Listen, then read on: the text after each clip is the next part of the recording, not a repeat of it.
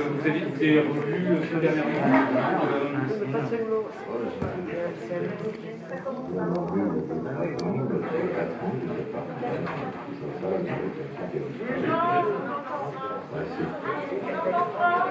Ah, le micro Ça marche pas? Ah, oui, c'est un film qui a disparu en général, quoi. C'est plus du tout comme dans le style de ce que je fais maintenant. Hein. D'abord, c'est un film libre, et puis c'est un film, un scénario comme ça, se balade.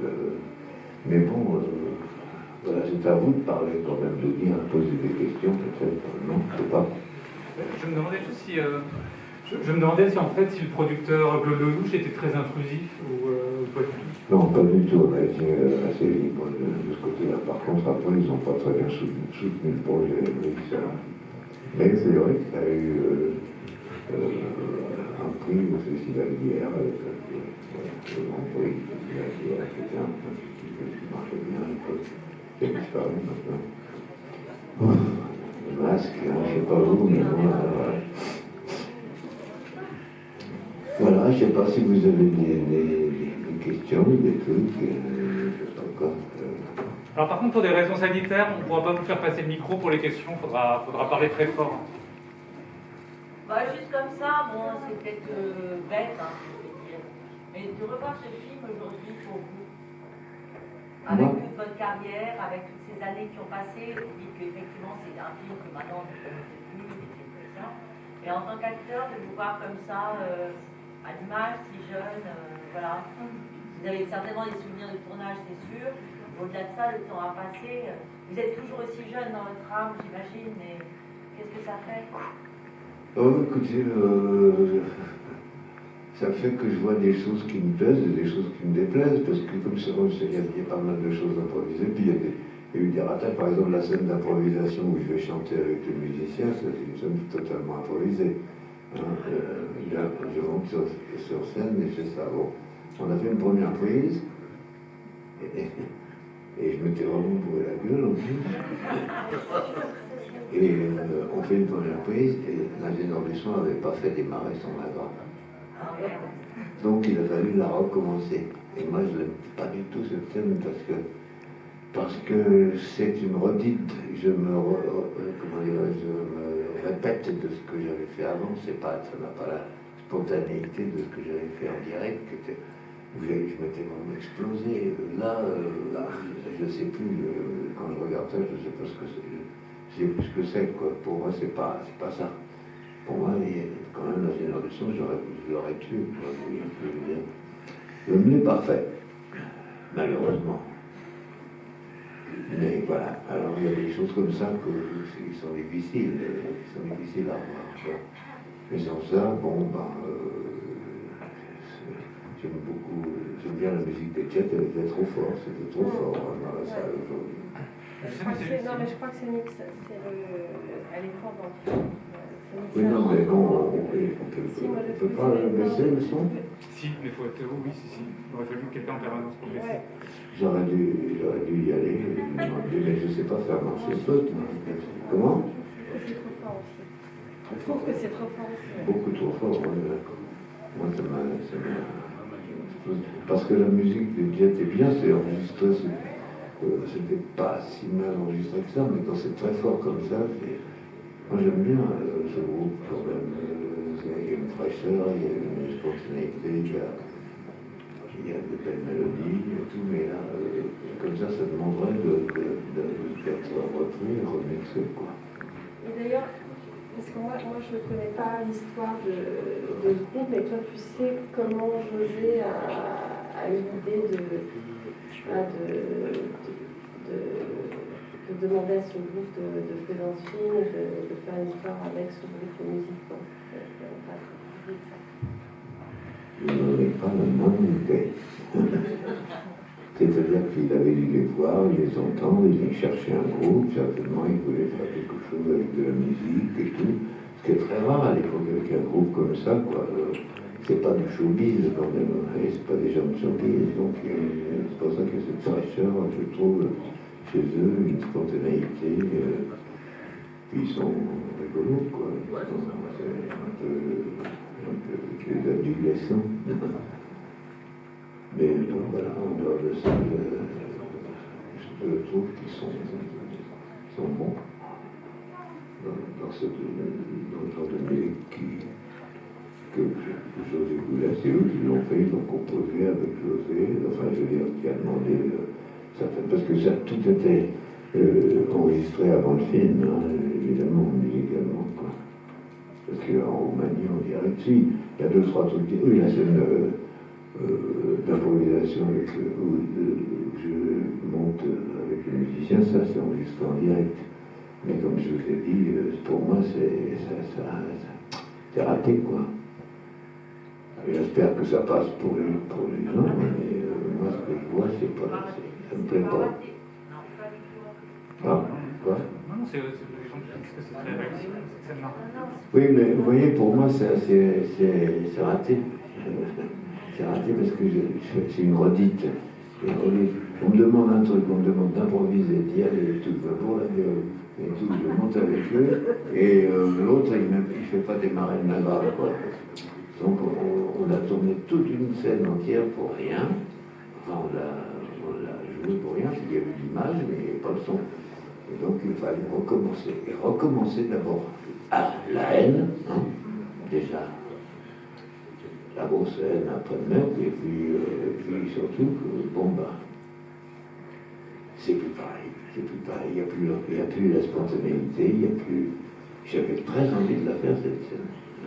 Et après, j'avais plus envie, quoi. Quand j'ai recommencé, j'avais plus tellement envie. Je me suis. Bon, j'aime ce métier, j'aime le faire, et donc je me suis donné à fond quand même pour la faire, mais il y avait un moteur qui manquait, quoi. Une flamme qui manquait, pour moi. Alors j'ai essayé de redonner, mais comme je vous disais, c'est un peu ce paradis, ce s'imiter, quoi. Ça n'a pas, c'était pas la demande de José. La demande de José, c'était vraiment de l'inventer, cette histoire. Et on l'a fait, et voilà.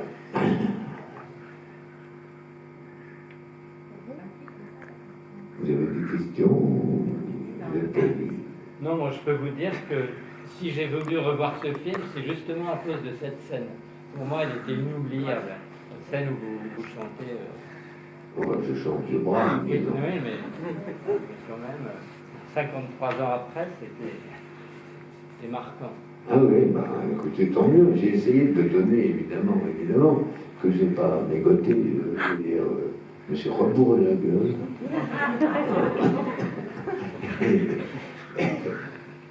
Et puis j'y ai été, voilà, parce que il y a un moment quand il faut y aller. Donc on dit. Et alors tant mieux si ça donne une illusion, mais pour moi il y a comme un gros manque, quoi. Comme un gros manque. Parce que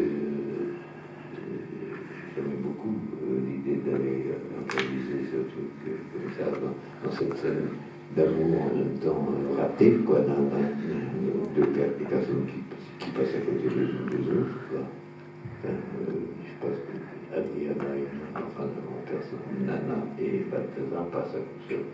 C'est une histoire qui n'a pas de racines, qui n'a pas de passé, qui n'a pas d'avenir, qui est un petit moment comme ça dans le présent. Juste une question, chantais-tu déjà à l'époque ou est-ce que ça t'a donné l'idée de chanter? Non, j'avais déjà fait la pièce Les Idoles, j'avais déjà chanté. Ah oui, il y avait les idoles, bien sûr, évidemment, je suis d'accord. J'avais fait un 45 tours, 4 titres, comme on disait, un playing à l'époque. J'avais écrit même des chansons et tout, mais j'ai toujours aimé faire ça, c'était un vice chez moi. Enfin, une qualité en même temps. Bon. Un vice, c'est une qualité. Merci. Bah, écoute, je t'ai déjà entendu et je sais ce que ça donne. Mais là, ça devient de mieux en mieux parce qu'évidemment, là, au départ, moi, je fais toujours les choses sans savoir les faire. Donc, je me lance dans les trucs, mais c'est juste parce que j'ai envie. Voilà, l'envie, mais après, si on n'a pas, on ne on n'est pas armé professionnellement, enfin, tant mieux d'ailleurs, c'est pas professionnellement, je veux dire, si on n'a pas une base, je veux dire, pour pouvoir contrôler ce qu'on fait quand on chante, enfin pour moi, je veux dire, parce que j'ai des grandes admirations de chanteurs exceptionnels, donc je ne sais pas si j'arrive à faire des illusions. Mais petit à petit, j'ai quand même réussi de plus en plus. Et maintenant, j'ai des nouveaux musiciens avec lesquels on travaille, on fait de nouvelles chansons et tout. Et voilà, quoi. J'en repars à la guerre. Merci. Mais je n'ai pas de production, on fait tout à l'arrache. Ouais. C'est toujours pareil pour moi. C'est-à-dire que je suis un petit peu trop touche à tout, quoi, peut-être. Il y a une question. Oui. Vous avez fait ce film pour le plaisir ou pour l'argent? Quoi Vous avez fait ce film pour le plaisir ou pour l'argent? J'ai fait ce film pour le plaisir. Et j'ai dû toucher de l'argent, je ne me rappelle pas, mais c'est pas un film très riche, donc j'ai pas dû toucher beaucoup d'argent. Mais c'est quand même, vous voyez, José Barrella était quelqu'un que j'aimais beaucoup, qui m'a fait l'honneur de m'appeler pour son film. Et ça, c'est quand même quelque chose de très important. Vous voyez, quand quelqu'un vous amène quelque chose, une idée comme ça, avec la musique, avec un voyage, puis cette bagnole, et tout, conduire cette bagnole, tout ça, c'est quand même beaucoup de plaisir, je veux dire, beaucoup de plaisir. Mais peut-être, Dune peut parler de si son père lui a parlé de ce film. Pas vraiment, en fait, il parlait pas beaucoup. Ah, pardon. Il parlait assez peu du passé, de ce qu'il faisait. C'est pas quelqu'un qui était dans la nostalgie de ce qu'il avait fait ou pas fait, ou raté, ou réussi. Donc il était plutôt assez discret là-dessus. C'était pas quelqu'un de bavard, de toute façon. Non. Oh, si, Ah bon? très bavard. Ah bah, peut-être avec Si, toi. si. Mais non, mais en plus, il a eu un peu plusieurs vies, c'est-à-dire qu'il a eu voilà, tout ce moment-là où il a fait ce long métrage, 2 ans après il a fait Monet, ensuite, et puis après il y a eu une sorte de retombée, il s'est plutôt engagé dans des films un peu politiques, J'en ai refait un autre avec lui en Suisse, oui. Ah bon? Marie, je sais pas Ah quoi. oui, Faire Marie, la déménageuse. Faire Marie pleine de grâce. Faire Marie pleine de grâce. Oui, peut-être, c'est ça. Ok. Il m'avait aussi demandé de tourner dans Monet, puis évidemment j'ai dit non.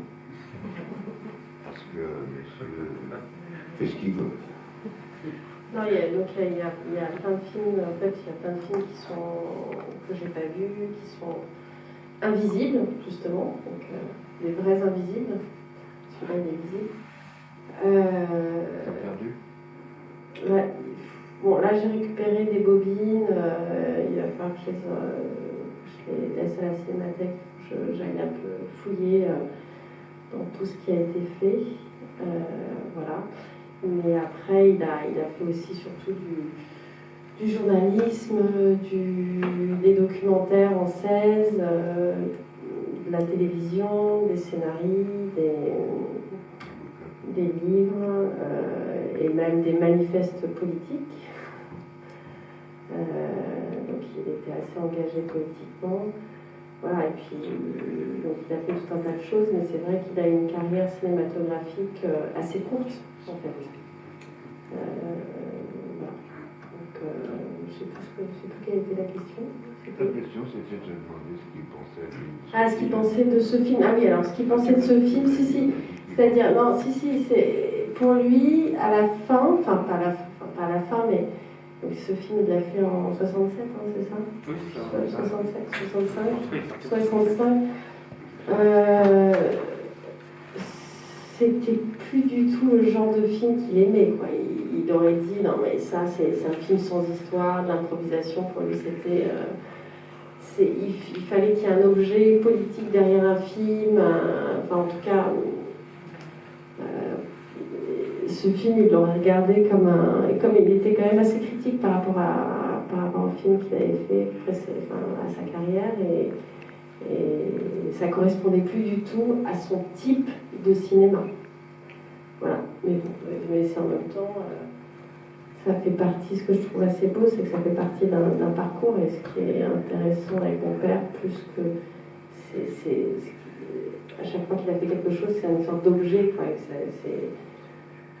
qui s'inscrit dans sa vie et on sent qu'il y a je trouve qu'on sent qu'il y a quand même un amour de la vie, un regard. Et moi j'aime beaucoup les dialogues dans ce film. Je trouve ça très beau. D'ailleurs je voulais savoir la scène où tu improvises sur cette histoire d'amour cruel. Tu es disons, assez sadique avec cette femme. Est-ce que c'est une improvisation ou est-ce que c'est une scène qui a été écrite? Pas du tout écrit, c'est une histoire que j'ai vécue 2 jours avant, je crois. Et il m'a demandé de raconter, parce que j'avais dû le raconter. Et puis j'ai un peu forcé la dose, un peu été plus loin que ce qu'il aurait fallu, quoi. Mais c'est vrai que c'est, quand je disais tout à l'heure un bourrin, je me suis comporté un peu comme un bourrin, et donc je l'ai raconté, voilà. C'était plus joliment dit que ça, mais j'adore cette scène. Ah oui? Ouais. Moi, je suis gêné. Ah non. Moi, cette scène me gêne. J'ai la même gêne que pour la scène improvisée de chansons, quoi, pour d'autres raisons, bien sûr. D'accord, donc ce qui te gêne, c'est quand tu es un peu à nu, quelque part. Quand on vous demande d'improviser, d'un seul coup, vous vous déshabillez, vous lâchez des trucs, puis il y a un moment où la caméra tourne, il faut que ça avance, on ne peut pas rester les 2 pieds dans la même godasse, quoi. Donc il faut avancer, et d'un seul coup, on se raccroche à plein de choses qu'on a vécues, et des fois on vit n'importe quoi. C'est ça qui est beau, parce que c'est parce que j'en pense spectateur, justement c'est ça qui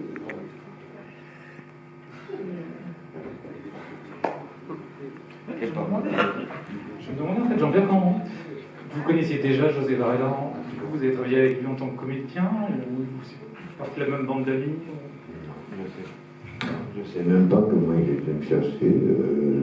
Peut-être qu'il avait vu les films que j'avais fait avant. Moi, je l'avais vu comme acteur, les Norvés du Pont, les Lacs et Gravats, était magnifique. Je le connaissais parce que aussi je connaissais sa femme de l'époque, quand j'étais chez Planchon un peu, je jouais des petits rôles, et sa femme c'était Clotilde Johanneau à l'époque. Et voilà, donc je le connaissais, je savais qu'il existait, je savais qu'il était acteur. Et j'avais vu aussi, j'ai vu des courts-métrages d'une espèce d'un personnage qui suivait un son comme ça, et il ne finissait pas tomber dans le vide. Ça ne me dit rien, ça. Tu ne connais pas ce film-là? Ah oui, ça, j'avais vu ce film-là, je ne me souviens pas comment ça s'appelle, mais c'est très beau, c'est un personnage qui d'un seul coup entend un son et il cherche à deviner qu'est-ce que c'est que le son, d'où ça vient et tout, et il part dans un immeuble moderne comme ça, il part dans les trucs et tout, et finalement il arrive dans le vide et il tombe dans le vide, quoi.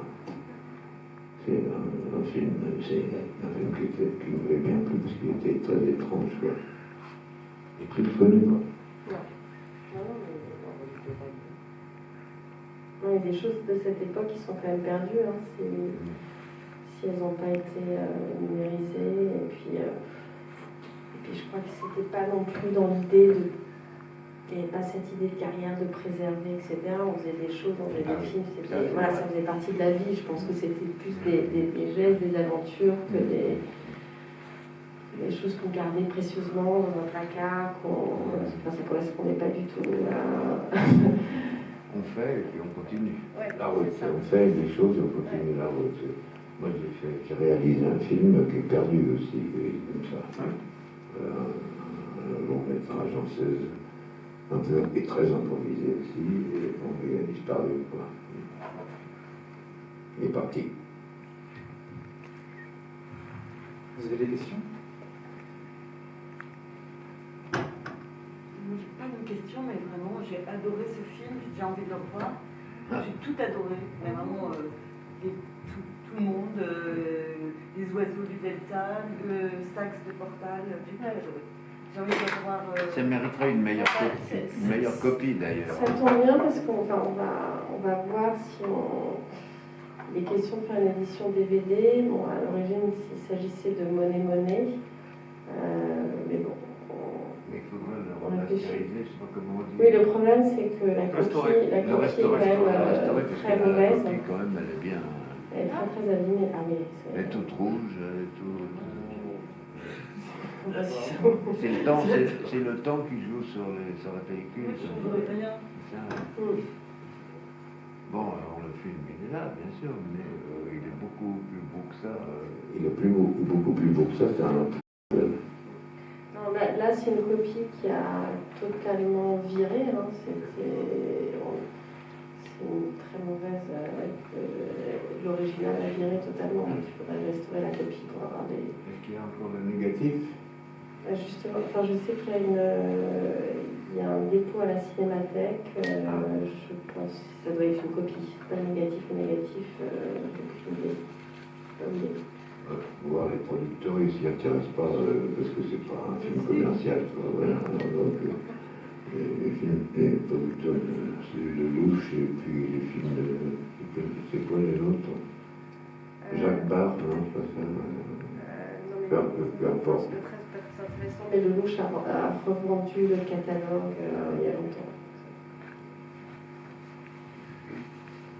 Vous aviez une question? Non, ce qui est intéressant justement, c'est que ce soit dans son jus, au niveau de la mode, de tout ce qui se passe. À aucun moment j'ai l'impression que c'est improvisé, et si c'est improvisé, c'est de la perfection. Donc je vois pas pourquoi il y a autant de regrets de la deuxième prise en tant que spectateur, spectatrice. Donc je trouve ça parfait, tellement bon. Je vous attendais au tournant, savoir si c'était faux à un moment ou pas, même pas. Si c'était faux ou pas, même pas. C'est juste sur toute la Non, ligne. le film est parfait dans son jus, c'est digne d'un Guy Wenders, je sais pas, d'un Shabadabada sur la plage, d'un, je sais pas, 68, voilà. C'est pas très Shabadabada quand même. Non, mais c'est mieux que ça, c'est ce que je veux dire.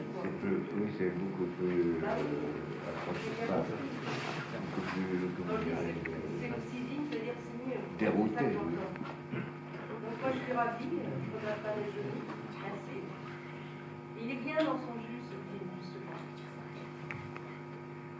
Écoutez, c'était quelque chose à dire.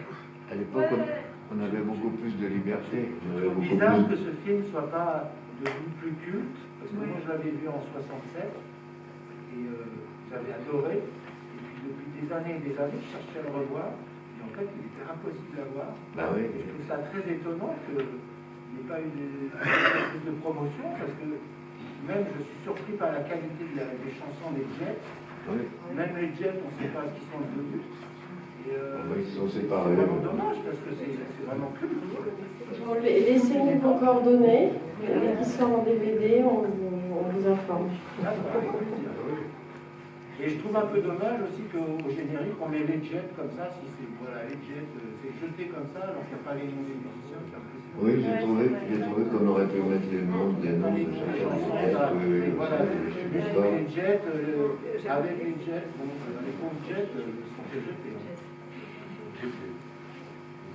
J'essaie de me rappeler le titre d'un film que Josie avait fait avec Agnès Varda et Dorothée Blanc. C'est l'opéra. Si, l'opéra. Ah, c'est l'opéra. Pardon? Avec José, Dorothée Blanc. Oui, il y avait José Dorothée. Tu joues un tout petit rôle. C'est une apparition. José ou José?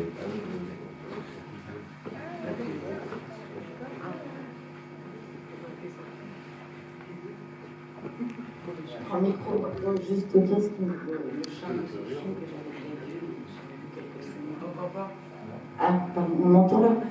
Et ce que je trouve extrêmement émouvant, c'est ce que tu as évoqué au début de la projection, de dire que ce film est né du désir pour cette femme et comment vivre quelque chose avec elle, et donc faire un film pour vivre quelque chose avec elle et l'inscrire.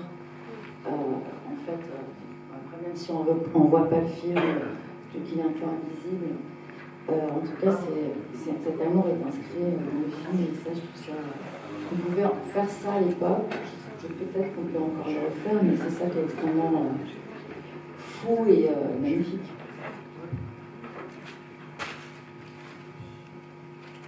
Non, je ne suis pas sûr qu'on pourrait faire un film comme ça maintenant, avec cette liberté-là sur le tournage.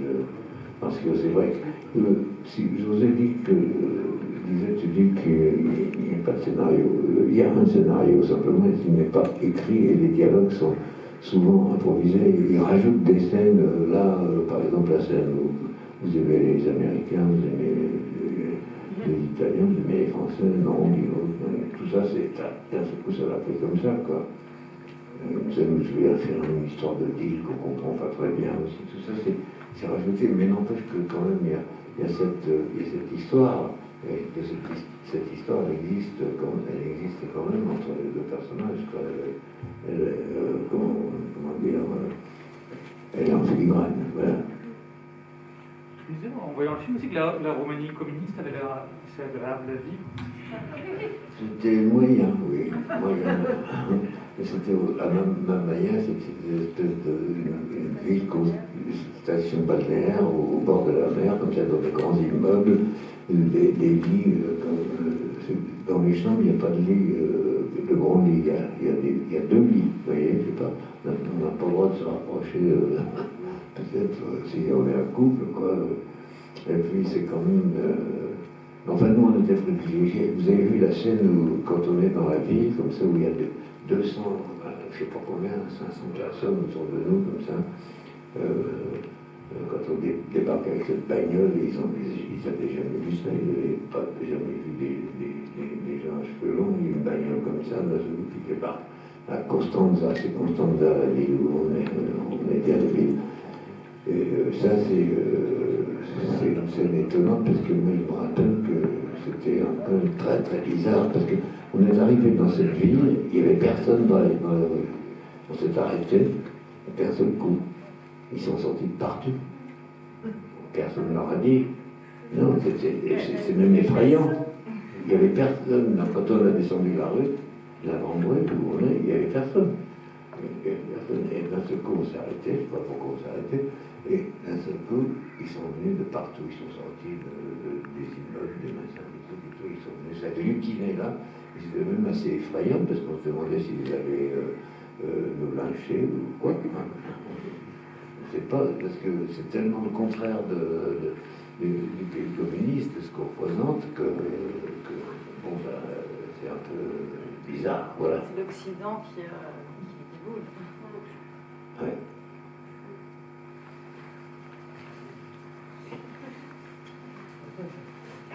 Non, il n'y a pas d'autres questions. Non, mais je vous remercie et puis.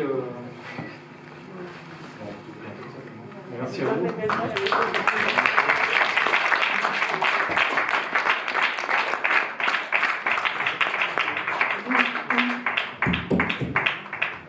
Ah voilà un monsieur qui veut dire quelque chose. Petit-fils. Pourquoi tu prends le micro là?